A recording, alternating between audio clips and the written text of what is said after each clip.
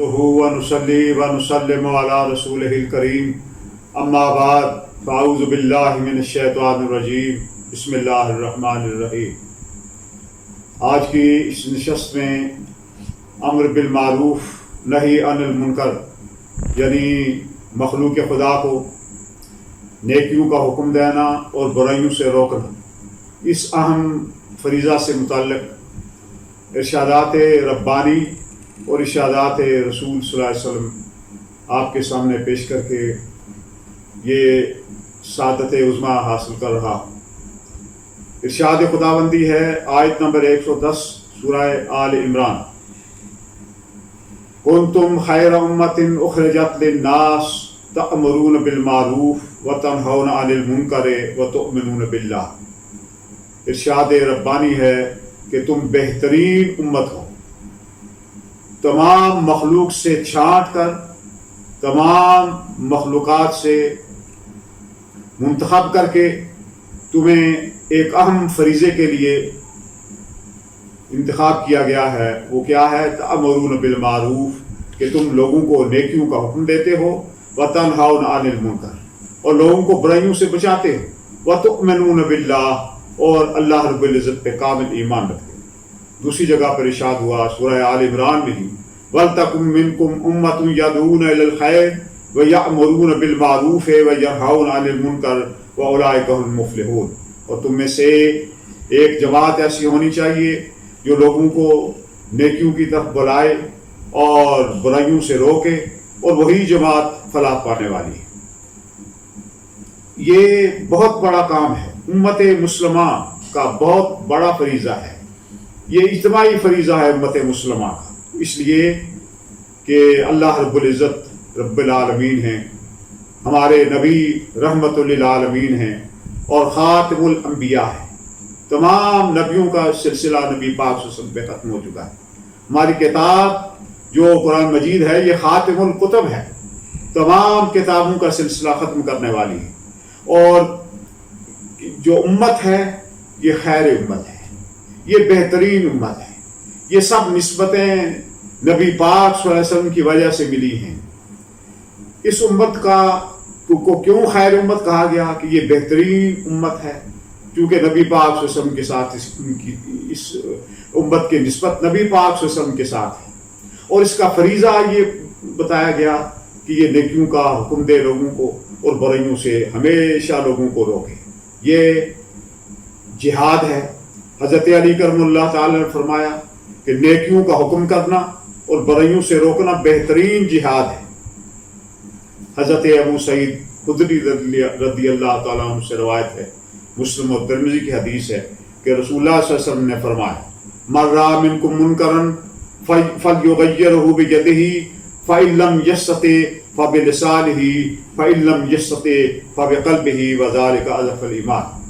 فرمایا نبی پاک صلی اللہ علیہ وسلم نے کہ تم میں سے اگر کوئی برائی دیکھے تو اسے اپنے ہاتھ سے روکنے کی کوشش کریں، پھر اگر اتنی طاقت نہیں رکھتا تو اپنی زبان سے اسے روکے، اتنی بھی اس میں استطاعت اور طاقت اور ہمت نہیں ہے تو وہ اپنے دل میں برا جانے۔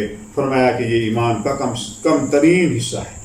بخاری اور ترمذی میں حضرت نعمان بن بشیر سے روایت ہے کہ ایک شخص جو اللہ کی حدود پر قائم ہے اور ایک شخص جو اللہ کی حدود میں پڑھنے والا ہے، ان کی مثال ایک اس طرح ہے جس طرح ایک بحری جہاز ہو، اس کے 2 درجے ہوں اور اس کی 2 منزلیں ہوں، 2 منزلہ وہ بحری جہاز ہو، اور نیچے والے لوگ جو ہیں وہ پانی لینے کے لیے اوپر جائیں، پانی اوپر ہو۔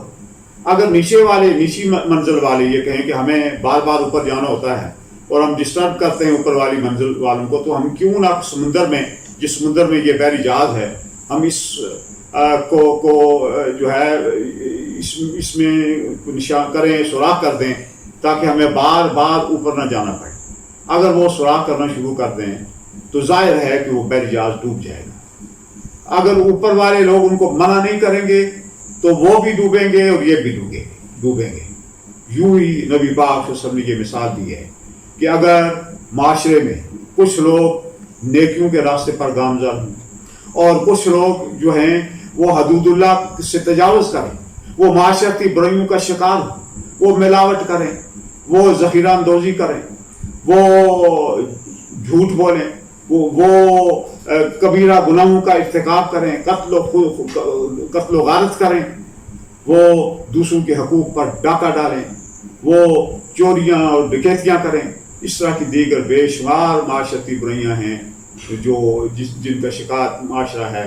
اگر وہ اس طرح کرتے رہیں گے اور دوسرے لوگ ان کو منع نہیں کریں گے تو لازماً اس کا نتیجہ کیا ہے کہ وہ برائیاں جو ہیں وہ پھیلتی جائیں گی، اور وہ لوگ جو ان کو منع نہیں کریں گے وہ بھی اسی میں ان کو اللہ تعالیٰ ان کے دلوں کو بھی خلط ملط کر دے گا.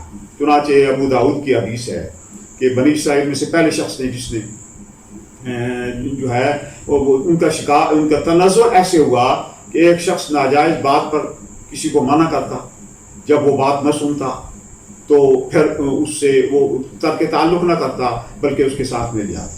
نتیجہ یہ ہوا کہ اللہ نے ان کے دلوں کو خلط ملط کر دیا، اور وہ جو نیکوکار تھے ان پر بھی بد لوگوں کے اثرات مرتب ہونا شروع ہو گئے.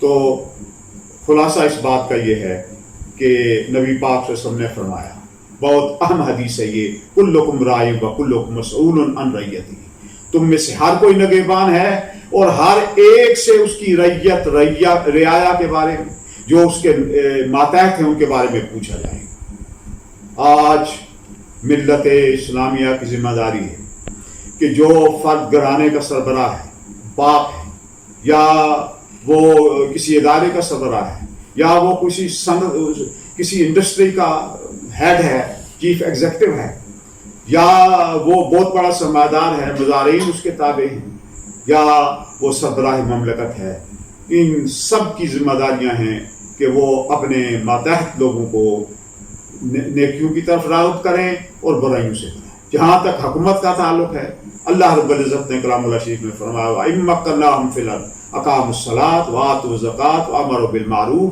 وَنَهَوْا عَنِ الْمُنكَرِ، کہ اگر ہم ان کو تمکنت دیں، ان کو اقتدار دیں، تو اہل اقتدار کا یہ بنیادی فریضہ ہے کہ وہ لوگوں کو نیکیوں کی طرف بلائیں، برائیوں سے روکیں. ہمیں اچھی طرح معلوم ہے کہ آج کتنی برائیوں کا ارتکاب ہو رہا ہے. آج خالص دودھ میسر نہیں آ رہا، اور دودھ کیا کوئی چیز آپ کو خالص میسر نہیں آ رہی. نبی پاک صلی اللہ علیہ وسلم نے فرمایا من غش فلیس منا، جس نے ملاوٹ کی وہ ہم میں سے نہیں ہے. آپ دیکھ رہے ہیں کہ آپ میڈیا پر دیکھ رہے ہوں گے کہ کس طرح کی جو ہیں وہ بے ایمانیاں، کس طرح کی ملاوٹیں، کس طریقے سے مخلوق خدا کو لوٹنے کے کیا کیا حربے کیے جا رہے ہیں. یہ آج ملت اسلامیہ کے ہر فرد کی ضرورت ہے کہ وہ اپنے اپنے دائرہ کار میں اپنے حصے کی شمع روشن کرے اور اپنے حصے کا چراغ جلائے، اور پھر صداقت اور عدالت اور شجاعت کے جو ہیں اخلاق حسنہ ان کو بلند کرے اور ان کو چار چاند لگائے. علامہ اقبال نے فرمایا تھا کہ سبق پڑھ کر صداقت کا، عدالت کا، شجاعت کا، لیا جائے گا تجھ سے کام دنیا کی امامت. اور پھر علامہ صاحب نے فرمایا کہ اے مخاطب، تو زمانے کے آئینے کی چمک ہے، اب تمہارے بعد کسی اور نے نہیں آنا، یہ امت آخری ہے، اس کے بعد کسی اور امت نے نہیں آنا. نبی پاک صلی اللہ علیہ وسلم نے آخری خطبے میں فرمایا تھا، 1.25 لاکھ صحابہ کرام رضوان اللہ علیہم اجمعین کو فرمایا تھا کہ سن لیں یہ پیغام جو انسانی حقوق کا چارٹر جسے یونائٹڈ نیشن نے دنیا کی ساری اقوام نے لیا، کہ یہ میرا پیغام جو ہے حاضرین غائبین تک پہنچا، اور اس میں کوتاہی نہ کریں. شاید وہ جو لوگ یہاں موجود نہیں ہیں وہ حاضرین سے زیادہ سننے والے اور عمل کرنے والے، وہ صحابہ کرام دنیا میں پھیل گئے، اور پھر تابعین، تبع تابعین، اولیاء امت، بزرگان دین نے پھر دنیا کے کونے کونے میں اسلام کی شمع کو روشن کیا. علامہ صاحب فرماتے ہیں اے مخاطب، تو خدا کا آخری پیغام ہے، اور تجھے